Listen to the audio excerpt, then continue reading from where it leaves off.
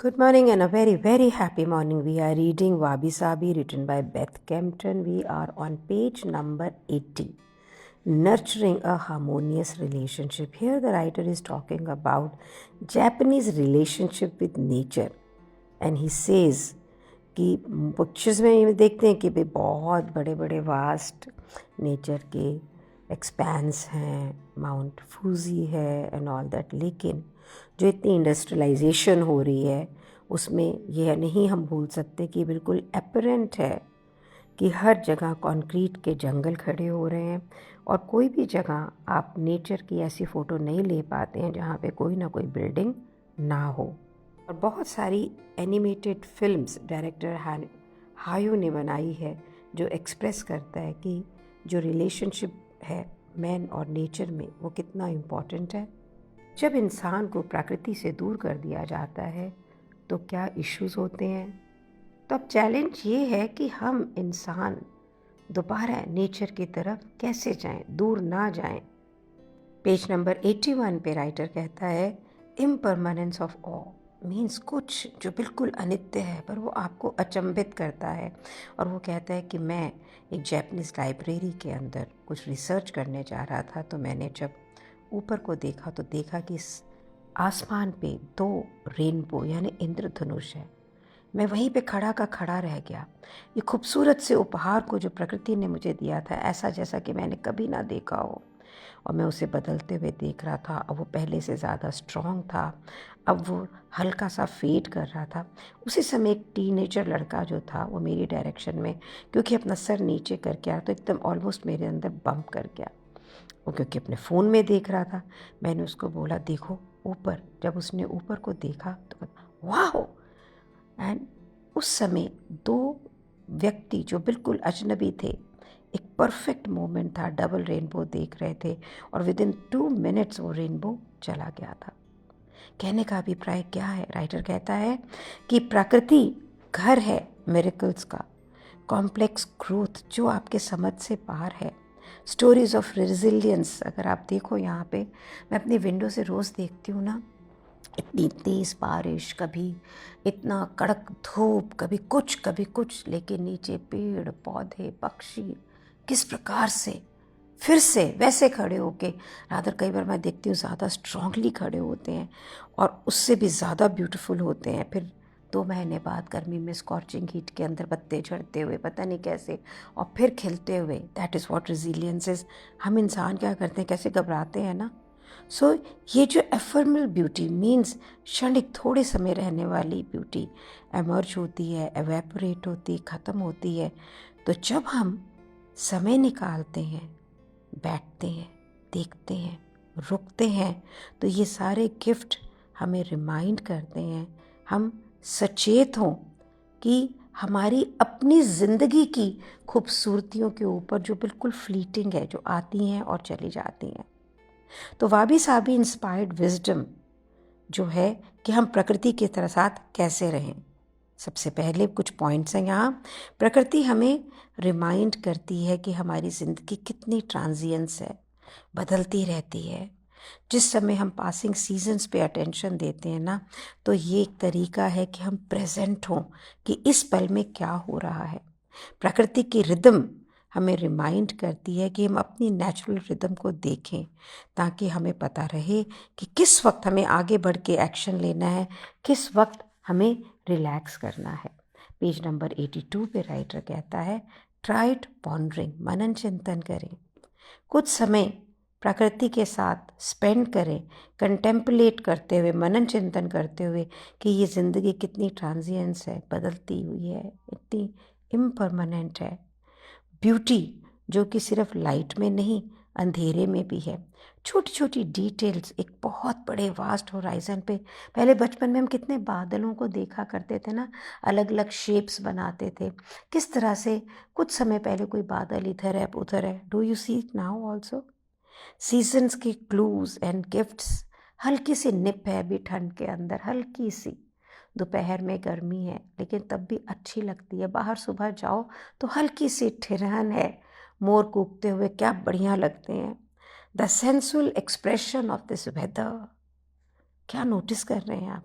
क्या सुन रहे हैं आप, और ये सब आपको क्या कह रहा है? पता है, जब मैं बहुत परेशान होती हूँ ना, ये परेशानी क्या है, रियल लाइफ में कुछ नहीं है, क्योंकि मन को कुछ चाहिए, उसको कुछ अपने हिसाब से चाहिए।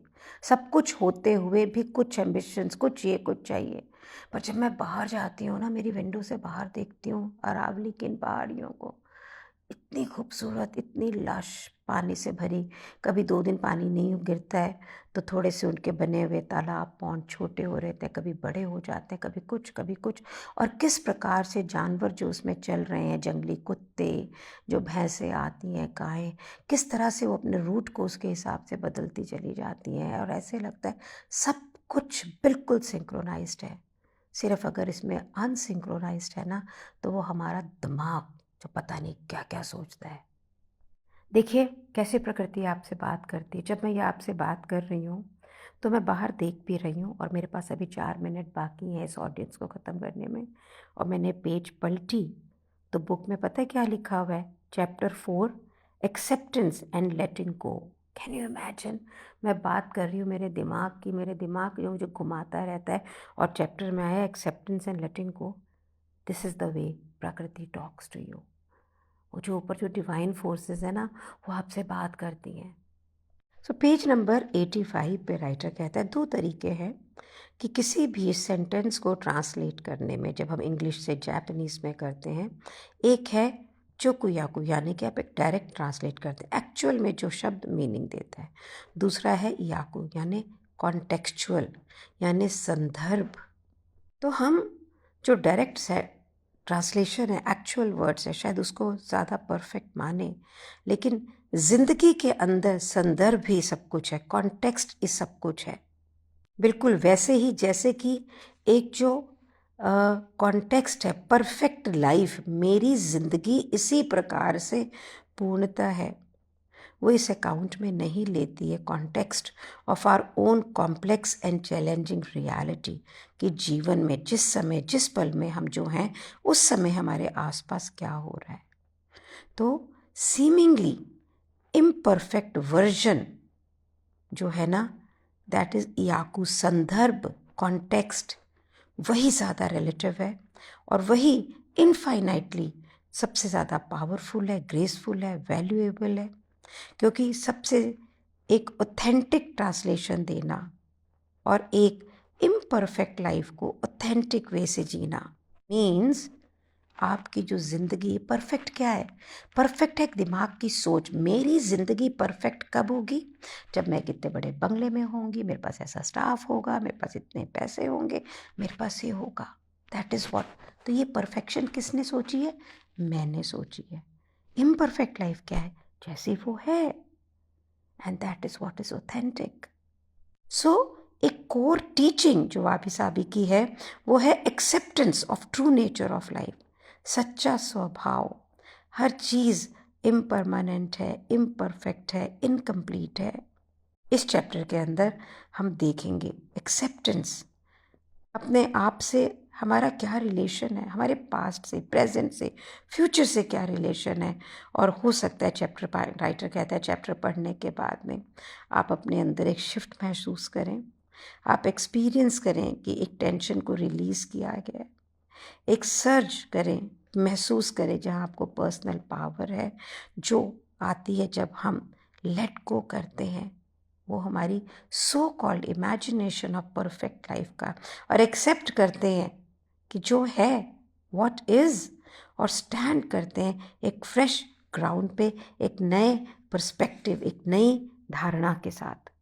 पेज नंबर 86 पे राइटर कहते हैं things change and that's life.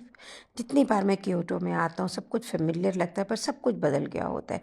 कुछ नई शॉप्स, कुछ बिजली, कुछ बिल्डिंग्स ऊपर, कुछ बिल्डिंग्स नीचे, कुछ चीज़ें गायब हो गई हैं, कुछ चीज़ें आ गई हैं। ओवर द ईयर कहता है ये जो शहर है बहुत बार अर्थक्वेक्स के कारण, आग के कारण, वॉर के कारण इसने अपना रूप बदला है। चेंजिंग सीजन भी हमारी ज़िंदगी का डेली रूप से एक हिस्सा है, एक विजुअल और एक इमोशनल रिमाइंडर है कि समय बदल रहा है। राइटर कहते हैं रिसेंटली मैं अपने एक फ्रेंड को मिला टोक्यो के अंदर, जिसको मैंने 10 साल से नहीं देखा था, पर जब हम मिले तो हमने बोला अरे तुम तो बिल्कुल नहीं बदली। पर सच्चाई ज़िंदगी की ये है कि हम दोनों बदल गए हैं बहुत चीज़ों में। मेरी शादी हो गई है, बच्चे हैं 2, बिजनेस बिल्ड कर लिया है, बहुत बार घर बदल चुकी हूँ। उसने भी अपना समय बाहर के देशों के अंदर बिताया, करियर स्विच किया, कोई बीमारी भी देखी, अपने पेरेंट्स को लूज़ किया। ये जितने भी फॉर्मेटिव एक्सपीरियंस हमारी ज़िंदगी में होते हैं ना, ये हमें शेप करते हैं, हमें बदलते हैं, कई बार थोड़ा थोड़ा, कई बार बहुत ज़्यादा।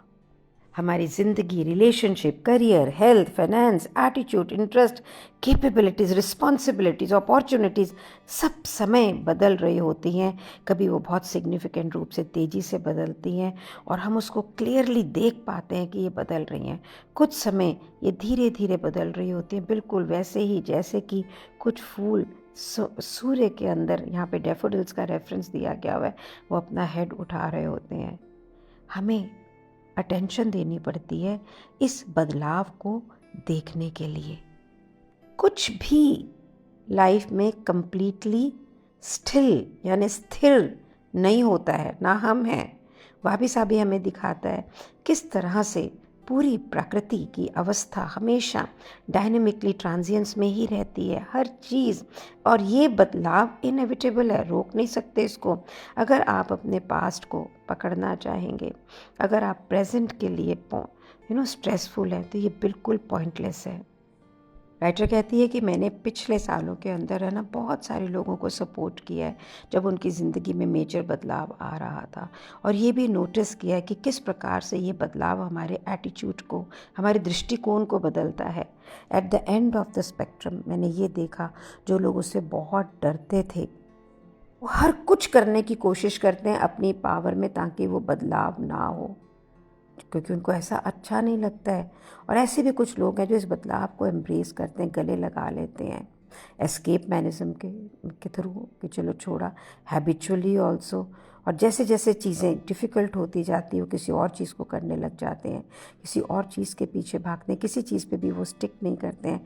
इसी तरह से कुछ लोग एक मिडल में होते हैं, वो देखते हैं कि बदलने की ज़रूरत है, जेन्युइनली उसको गले लगाते हैं, वो डरते हैं ऐसा नहीं है, लेकिन तो भी वो बदलते हैं और उसको चेंज करते हैं।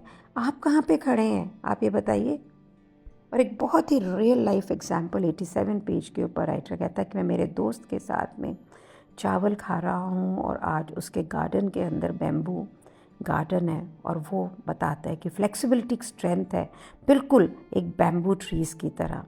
वो कहता है मैं मेरे सामने ये जो मेरे बैम्बूस का एक गार्डन, जंगल जैसा जो उग रहा है, उसमें देखता हूँ कि बैम्बू सारा टाइम उगता रहता है। वो सेंसिटिव है अपने एनवायरनमेंट से, लेकिन उसके बाद में भी वो ज़मीन पे पूरा रूटेड है, फ्लेक्सिबल है।